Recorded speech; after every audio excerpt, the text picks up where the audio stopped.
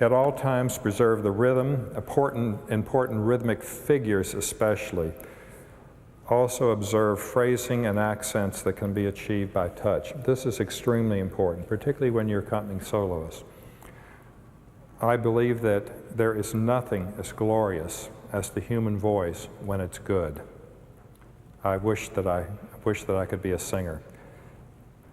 And I have great respect for singers and great love of singers and the human voice. But having said that, generally speaking, not 100%, generally speaking, singers are the dumbest of musicians. And when they have learned something with a piano that has strong accents and other things that they rely upon, if you simply sit at the organ and chord very legato, they lose where they are. They have certain guideposts that they're listening for, an accent or something that they have used as a landmark to do something. And so it's very important to look for rhythmic things. At all times preserve the integrity of the bass line. Play in the proper octave of the pedal board. I realize, this is really intended for dumb people, and you're all professionals. I feel kind of dumb even saying this to you. Things like this that are so obvious. But you've all heard people where from about here up the pedal board doesn't exist. And if you take a perfect example would be the first chorus of Messiah and the Glory of the Lord, which is on page 11, I think. You can play it this way, playing all in the bottom octave of the pedal board if you want, and all the notes are there.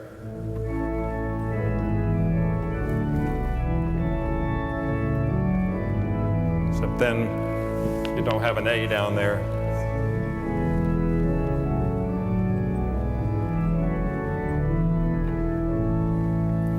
But this is a wonderful pedal line. Just listen to it by itself, or bass line.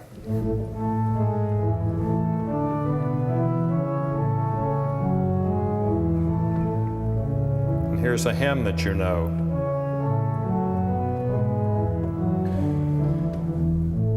Such a great line, and don't relegate it to all being in the bottom. This is just one example. There are so many, not only in Messiah, but other places too, where keeping the bass line in the proper octave is important.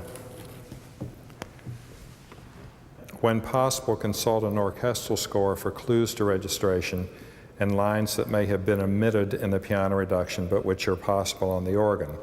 Recordings are helpful if the orchestral score is not available. I had to rely on this a great deal with the week-by-week oratorio accompaniments, because very frequently I could not get hold of an orchestral score. But just getting and listening to a recording, oh, there's an oboe line. I don't see that, but I've got an oboe and I could write that in and play it. These are wonderful things to bring the music alive and to make it more in the direction of what the composer intended. There are some where the chords are so thick that you should definitely thin out. One place where you could thin out, look please at page 41. O Thou that Tellest. I don't know if you, have most of you played this from the Schirmer score at one time or another? Played Messiah? The accompaniment looks like this.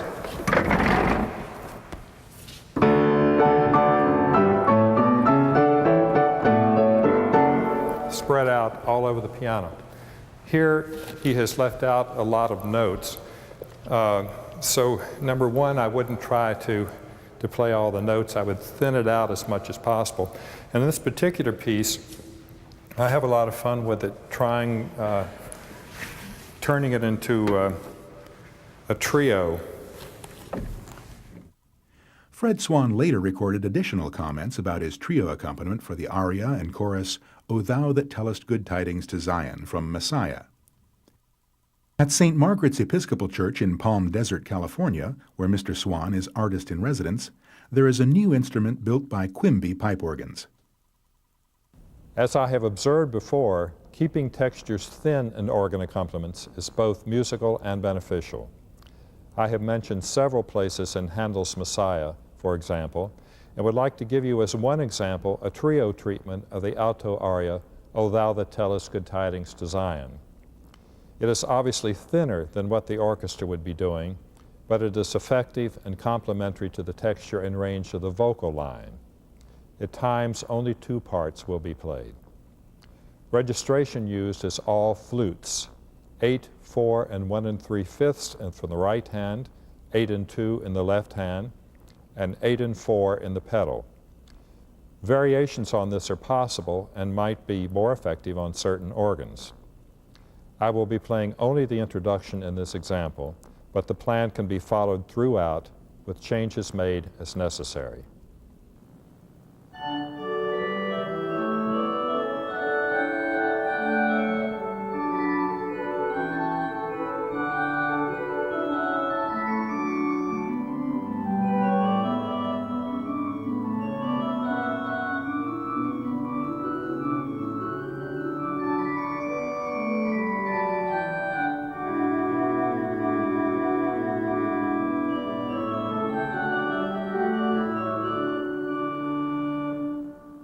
Where the notes are concerned, probably one of the most challenging is Glory to God, simply because there are too many notes to play in the right hand and get it. So the simplest thing to do there is to push your piston, take off your pedal stops, and play the lower part in the pedal, and then that leaves you both hands free to play the thirds and the sixths above it.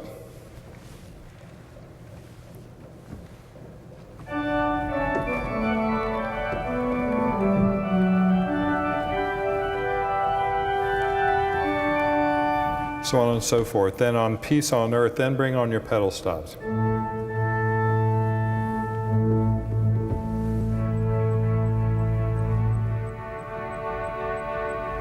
Take off your pedal stops, and again use your foot for the lower part. So on, so forth. I would like to take these 2 pieces that you have, the Canticle of Peace and the Last Words of David, and just show you one way of doing them. One of the most fun things about adapting scores to the organist is that they're going to be a little bit different with everybody who does them, because we all have our different ideas about how to do things and our own basic tricks, all of which have to be applied along with the fakery.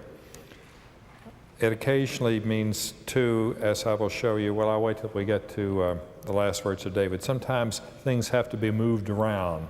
You must still maintain the integrity of the composition and do what the composer intends, but there are times when you can move some things around and have it work perfectly well. In the Canticle of Peace, I chose this because it has several of the things that are on the list. It has notes in octaves that you don't have to play in octaves if you use the right stops. It has tremolo effects, etc., etc.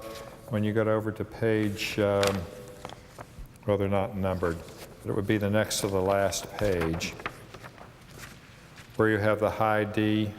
That's where you use the old pencil and the key trick and stick in order to get the tremolo there, unless you want to have an assistant do a trill on a high note or something like that. But many of us sometimes are stuck with playing and directing and turning our pages and everything else. So in a case like that, just get the pencil and the key and get it ready for later when you need it.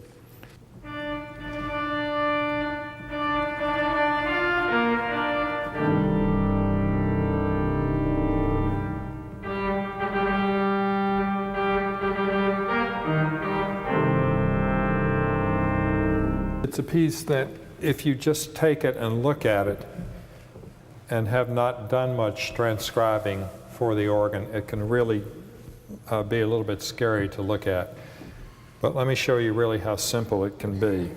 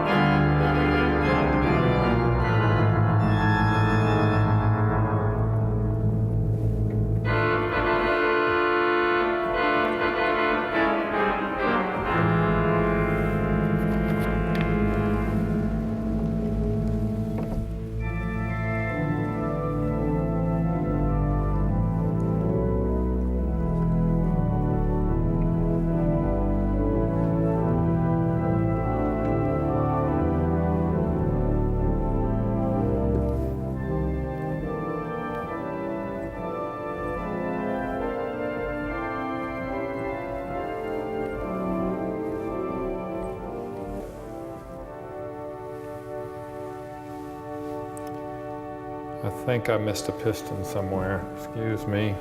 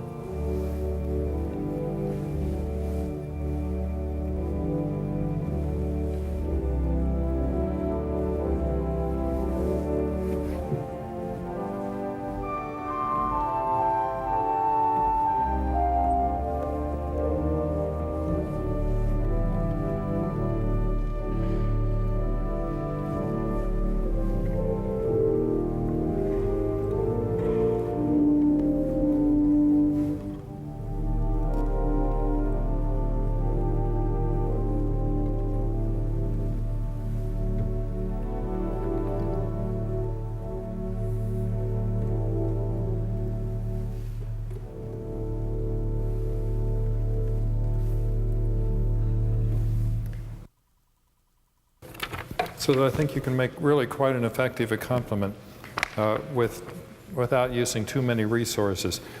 I mentioned a while ago about moving some parts around. For instance, on the second page, on the third system in the last couple measures, where I said top line can be a solo stop if the organ allows. And the same thing happens on the last page also. You can't really do that and play all the notes that are underneath exactly in the octaves where they are. So it might be necessary to move a couple of the notes up an octave or something like that. You're still going to get the same effect if you're very careful where you put the notes.